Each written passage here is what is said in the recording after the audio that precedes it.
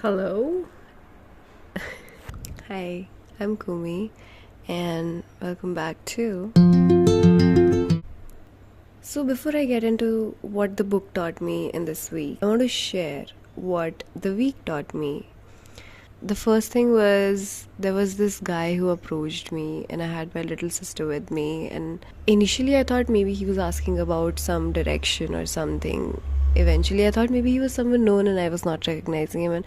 And by the time I did realize that he was no one and he was asking me questions that too very personal. I had given that stranger a lot of information that I was not supposed to give, and even though maybe that his intention was really nice, things could have escalated at that point. So the first teaching was that you're not obliged to be in a situation that you're not feeling comfortable in. You're not obliged to give answers to anybody, any question that makes you uncomfortable, any situation that makes your intuition go that this is not where I am supposed to be. I was more angry about that situation later on because I realized how my people pleasing tendencies kicked in again, and even after working on myself, I was not really able to say no to that person and say, you know what, I don't really want to talk about it and I would like to leave. I've made a plan and I have made a goal to myself that no matter what, at least 30 minutes I have to work out. And I would get these high urges that I don't want to do it, and I know that initial 5 to 10 minutes are really difficult, but eventually I get the hang of it and I start doing.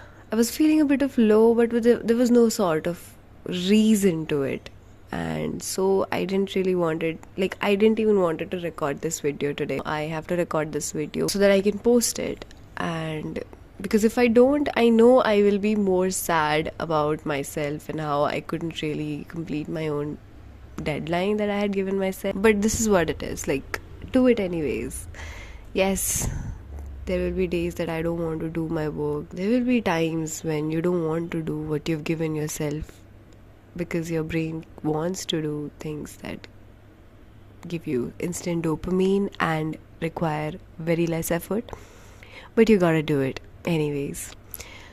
So, without further ado, let's get into what the book told me about. This week was about recovering a sense of abundance. Now, most of us are told that money is the OG shit. Like, money is the real stuff. Like, without money, you're powerless, you don't have anything for yourself, you have no safety. And being from a middle class family, it did inbuilt in us that money was real safety. I mean, without money, you can't really do what you want to do. And that's what I have to unlearn right now, because I also postpone a lot of things that, when I have that much amount of money, I will do the adventures I want to do. I just have to think what I want to do, and the rest will just happen. I just have to remove this limit of how money might just be an obstacle. To some extent, I feel like without money, I cannot go to some place. Yes, money is an integral part. Yes, but it's not impossible to unlearn that money is the most integral part. At the end of the day, money is a human construct. Enslave people, make us think that there is something that is bigger than us, whereas there isn't.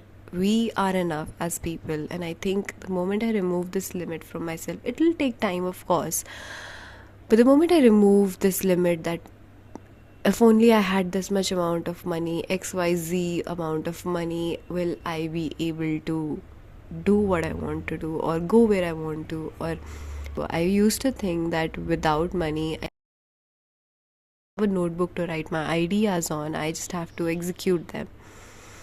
Money is not really that big of an integral part. Yes, it's necessary for certain ideas, for certain survival, for a way of living that I desire to have, but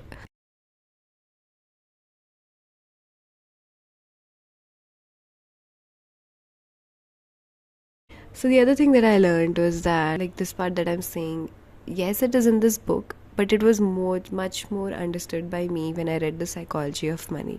We need to know when to say enough. And that goes for money as well as all the things in our life. I mean, if you look at money, for some, enough could be having just a shade over their head. For some, enough could be owning 5 to 7 buildings.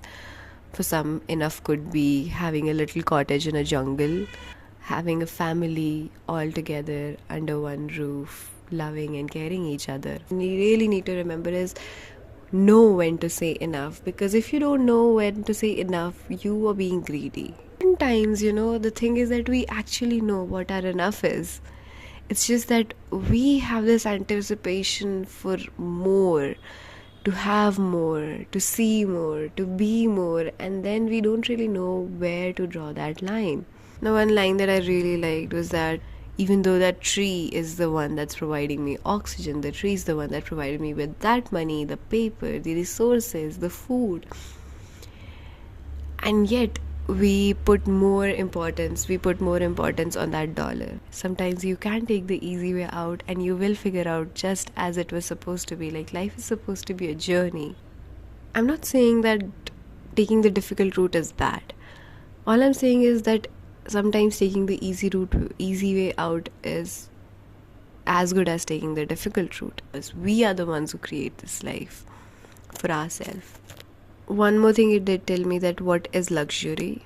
For me, health is a very big luxury to me. I mean, memories is a big luxury to me. I mean, if I want to get old, I want to have stacks of boxes of photographs and letters and very personal items. Yes, of course, luxury is being in comfort and having everything that you ever truly need being provided to you. But sometimes luxury is also to go on adventures, to learn, to have the safety of people to just fall back to have meaningful conversations. Luxury, yes, it would be nice to have a swimming pool at my house. It would be nice to have a good car that I would love to drive. But luxury to me is to own things that you would love to use again and again and again, and not just like a showpiece, be kept at one corner of the house and just forget about it. If I'm alone, living alone, I would rather want to have a peaceful house over the hills, watching a valley where the clouds just pass by. I think another piece of luxurious item, as I say all of this, is this. So you see, I have put in tape on this frame because this is a glass frame that I had and I really loved them. I mean, the first time that I bought them, I did not like them. But eventually it kind of grew on me and it's actually nice to wear. But now that I'm actually liking it, it kind of broke. With putting it this little tape has added more meaning to it, because it shows that I actually like this frame, that I want to continue wearing this frame. So it's actually nice to have something that I would want, and it cannot be fixed. That is why this tape. If it was, then I would have gotten it fixed. But this tape reminds me of to take care of it more, to actually have a thing that I would love to wear. And I think I feel better now saying all of this out loud to me. And yes, it can be a big luxurious thing to have your own house, your own bike. Will it be a luxury if you don't have anybody to share with? Having a curiosity to explore, having a curiosity to see how life is, or how life unfolds for me. Thank you, and